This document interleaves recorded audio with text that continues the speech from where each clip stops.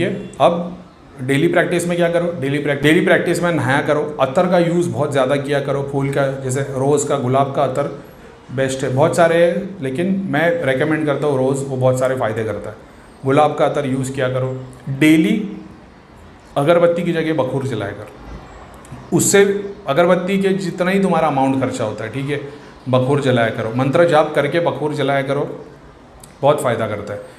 बखूर की रेमेडीज़ तुम क्या बोलते हैं, जो सामग्री मिलती है मंदिर वाले शॉप में वगैरह, वो नहीं, अपने घर पे लाके पंचमेवा ले लो, स्पाइसेस ले लो, और बाकी जो मैंने बताया क्या नाम है, गुलाब, ड्राई रोज़ पेटल, खस, हरमल और लोबान, गूगल, ये सबको एक मिक्स करो और उसको अपने मंत्र जाप करो। 3 दिन, 6 दिन, 11 दिन तुम रोज़ जाप करते हो, रोज़ लेके बैठो, 3 बार फूंक मारो, उसमें शक्ति हमेशा रहेगी। रोज़ जलाया करो।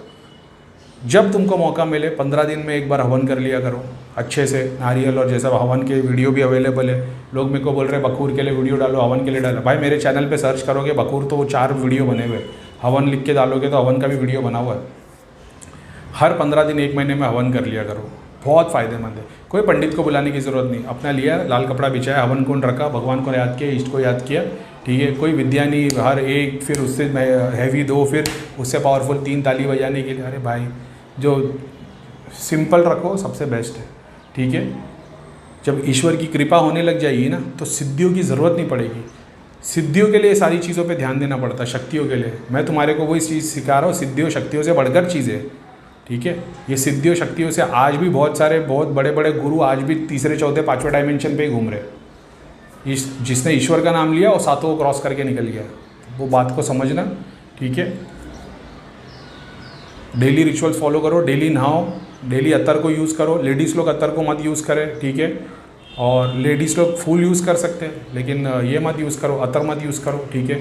और ना ही कपड़े पे ना ही बॉडी पे, लेडीज़ लोग के ऊपर अलग काम हो जाता है। जेंट्स लोग यूज़ करो, जिनको सोते हुए रात में भूत प्रेत के सपने आते हैं, अपने कपड़े पे अतर लगाओ। लेडीज़ लोग के तकिए के ऊपर अतर लगाओ, ठीक है। पलंग के पास में ऐसा है, मतलब अगर तुम पलंग तुम्हारा पाक है, तुमको पता है तुम मैरिड हो, लेकिन अगर तुम्हारा पलंग साफ़ रहता तो पलंग पे भी डाल दोगे, वांदा नहीं है। मेरे पलंग पे भी अतर डाले हुआ रहता है, ठीक है। तो उस चीज़ पे ध्यान देना, हालांकि नापाकी चीज़ पे नहीं डालनी चाहिए अतर, ठीक है। तो इस चीज़ का ध्यान देना। चद्दर बदली होती है जब अपनी बेड की तो अतर डाल दिया जाता है, तकिए के कवर पे डाल दिया जाता है। वो मैं डालता ही रहता हूँ, वो स्प्रे रखा हुआ है मेरे घर पे, खुशबू के बहुत सारी चीज़ें तो वो डालते रहते हैं। तो ये चीज़ जितनी ज़्यादा खुशबू आएगी ना उतना तुम पॉजिटिविटी को अट्रैक्ट करोगे। ऐसा है, ज़रूरी नहीं 25,000 रुपये का अतर लाने के लिए 100 रुपये का आता है वो गुलाब का अतर। बॉटल जेब में रखा करो, हर थोड़ी देर में निकालो, लगाओ। जैसी खुशबू नहीं आ रही, बेचैनी होगी, डिप्रेशन होगा, थोड़ा सा अतर लो, सूंघते बैठो, यहाँ लगाया करो। अतर लगाने के कैसे, सबसे पहले अतर लेना हाथ में। अब मैं नहाने के बाद आता हूँ, मैं अंडर आर्म्स लगाता हूँ सबसे पहले, ठीक है। फिर पूरी बॉडी पे रब करता हूँ, मणिपुर, हार्ट चक्र, यहाँ तक पूरा रब करता हूँ बॉडी पे अतर, ठीक है। उसके बाद में मैं कपड़ा पहनता हूँ, उसके बाद में मैं अतर लेता हूँ और यहाँ लगाता हूँ ऐसे, ठीक है।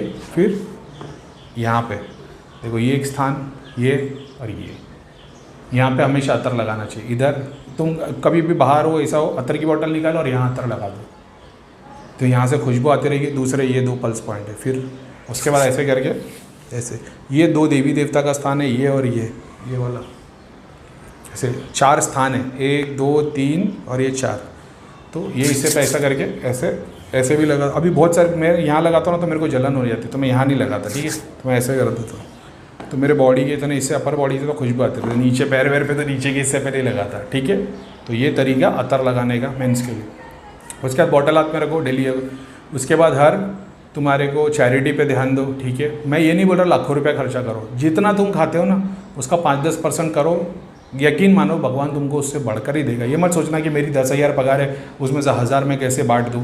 वो 1,000 बांटोगे, भगवान तुमको उसका 1 लाख करके देगा।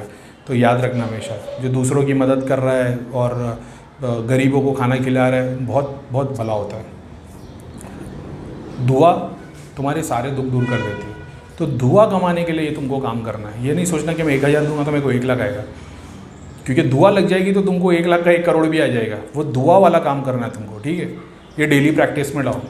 उसके बाद में 15 दिन, जैसे मैंने बताया, अमावस के दिन हवन कर लो और पूर्णिमा के दिन हवन कर लो। दोनों दिन हवन भी कर सकते हो और तुम हवन कर रहे हो, बेस्ट है। तो वो मुसलमान लोग हैं जिनको ऐसा लगता है कि भाई हवन तो हिंदू हो गए, भाई अब वो बखूर में भी वही ये चीज़ जो इधर बस अक्खा है, तुमने वो है ना वो खड़ा पाव भाजी में अक्खी भाजी रहती है और ये नॉर्मल पाव भाजी में पिसा हुआ रहता है, तो बखोर में सब कुछ पिसा हुआ है और इधर सब खड़ा है, ऐसा है, समझ रहे हो, अक्खी चीज़ है, तो वो उन लोग हवन में डाल रहे हैं, वही अपन बखोर में जला रहे, कोई डिफरेंस नहीं है, ठीक है। तो रसूलुल्लाह सल्लल्लाहु अलैहि वसल्लम भी बखूर जलाते थे और उसके अंदर दुआ भी पढ़ते थे, उसमें और भी चीज़ें रहती थी, ख़ास तौर पे उसमें खजूर भी रहते थे बखूर के अंदर, खजूर किशमिश और ये सब भी डाला जाता था चीज़ें, ठीक है, मैं जानता हूँ, इसके लिए मैं करता हूँ। तो और तो वो आप कर सकते हो। और बाकी हर हफ्ते 15 दिन 1 महीना मंदिर जाओ, 1-2 घंटा टाइम स्पेंड करो, मंदिर कैसा भी हो, ठीक है, जाओ उधर, जितना भी देर बैठते हो वहाँ के दूतों के लिए जाप करो, बहुत कृपा होती है, ठीक है। अपने आप जब तुम उनको दिखता हमारे लिए कोई कर रहा तो फिर वो तुम्हारे लिए करने के लिए आ जाते, ऐसा है। जब वहाँ जाओ तो अपनी नीयत साफ़ रखो, कभी किसी के दिल के लिए खलल मत रखो, अरे साले ने ऐसा कर दिया वैसा कर दिया, माफ़ किया भगवान, मेरे को जितनों ने दुख दिया मैंने सबको माफ़ किया, ऐसे संकल्प लोगे तो और तुम्हारी काम प्रोग्रेस होगी, ठीक है। और बाकी तो फिर अपना गोली ज्ञान तो है ही, तो तुमको टाइम टू टाइम चीज़ें बताते रहेंगे।